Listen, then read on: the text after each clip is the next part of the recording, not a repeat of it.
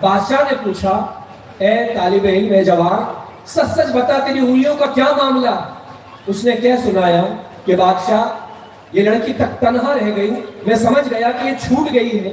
جب یہ اندر کمرے میں گئی شیطان نے دل میں گناہ کا وسوسہ ڈالا کہ دیکھ تنہا لڑکی ہے، کون روکنے والا ہے، کر گزر جو کر گزرنا ہے۔ بس یہیں سے آپ غور کریں کہ آج دنیا کی حکومتیں جرائم کو روکنے کے لیے، گناہوں کو روکنے کے لیے طرح طرح کی سزائیں تجویز کرتی ہیں، حتیٰ کہ موت تک کی سزائیں حکومت میں موجود ہیں، مگر کیا اس کے باوجود آبرو ریزی رک رہی ہے؟ چھوٹی چھوٹی بچیوں کی آبرو ریزی کی خبروں سے دن رات کے اخبارات گرم، پھانسی کئی ایک دے دیے گئے، عمر قید کی سزا دے دیے گئے، مگر لوگ جرائم سے رکنے کو تیار نہیں، گناہ پر گناہ کیے جا رہے ہیں۔ مگر قربان جائیں نظام اسلام پر، قربان جائیں تعلیمات اسلام پر، مذہب اسلام نے ایک ہی مرتبہ میں کس طرح سے قدغن لگا دی، کس طرح سے بندش لگا دی کہ اے بندہ مومن جب تم نے اللہ کو مان لیا، اس کے رسول کو مان لیا، تو پھر اللہ فرماتا ہے ڈر اللہ سے،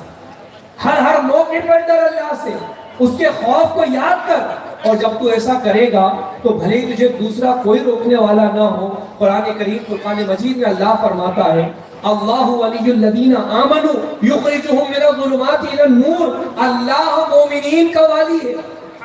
اللہ مسلمانوں کا مددگار ہے، وہ انہیں اندھیری سے نکال کر نور میں کر دے۔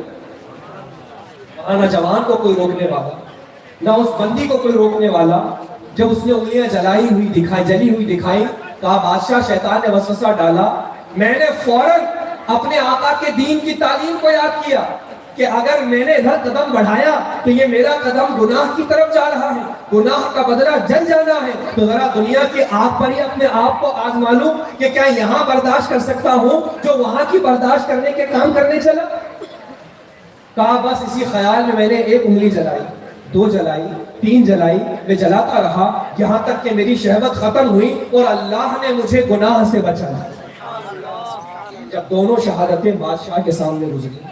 تو اب تک وہ عورت جو بدنامی کے کگار پر آ چکی تھی، زمانہ اسے نامعلوم کے کلمات سے یاد کرتا، مگر اس کی دینداری نے، اس کی نماز نے اور اس کی دینداری نے ان دونوں کی نیک نامی میں شہرت کرا۔ مسلمانوں، یہ واحد اسلام ایک ایسا مذہب ہے جو اپنے ایک ایک حکم کے اندر کروڑ طرح کے ایسی نصیحتیں، ایسی اصلاح اور ایسا عمل کرتا ہے کہ دنیا کا کوئی مذہب اس کے ایک مسئلے کی بھی مثال پیش نہیں کر سکتا۔ اللہ کا فضل ہے کہ اس رب نے ہمیں اس اسلام کا ماننے والا بنایا، ورنہ آج تو ہم مفت میں بیٹھے بٹھائے مسلم گھرانے میں پیدا ہوئے، فٹاک سے لوگوں نے نام رکھا، کانوں میں اذانیں دے دی، اسلامی معاشرے میں آ گئے، مگر اس اسلام کے لیے، اس کی حفاظت کے لیے، اس پر رہ جانے کے لیے ہمارے اکابرین نے اتنی قربانیاں دی ہیں کہ جو بیان سے باہر ہیں، اپنے گھر کو چھوڑنا پڑا چھوڑ دیا، مال کو چھوڑنا پڑا چھوڑ دیا، دولت سے دستبردار ہونا پڑا چھوڑ دیا، مختصر جو کچھ اسلام نے قربانی مانگی ان حضرات نے پیش کر دی، مگر اسلام پر قائم رہے۔ قرآن نے فرمایا وَلَا تَمُوتُنَّ إِلَّا وَأَنْتُمْ مُسْلِمُونَ، مت مر جانا ہرگز مگر یہ کہ تم اسلام پر رہو۔ کوشش کرو کہ دنیا میں زندہ رہو تو اسلام پر رہو، دنیا سے جاؤ تو اسلام پر جاؤ، مت مرنا مگر اسلام پر۔ اس کا مطلب یہ ہے کہ اسلام پر عمل کرتے رہو،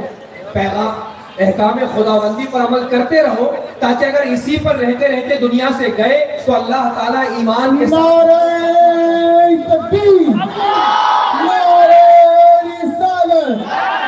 حضور سلطان العلماء، حضور سلطان العلماء، نعرہ تکبیر،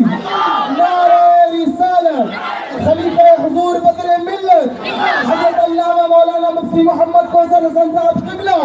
لبیک لبیک لبیک یا رسول اللہ، لبیک لبیک لبیک یا رسول اللہ، لبیک لبیک لبیک یا رسول اللہ، مرحبا یا مصطفیٰ، مرحبا یا مصطفیٰ، مرحبا یا مصطفیٰ، مرحبا یا مصطفیٰ، مرحبا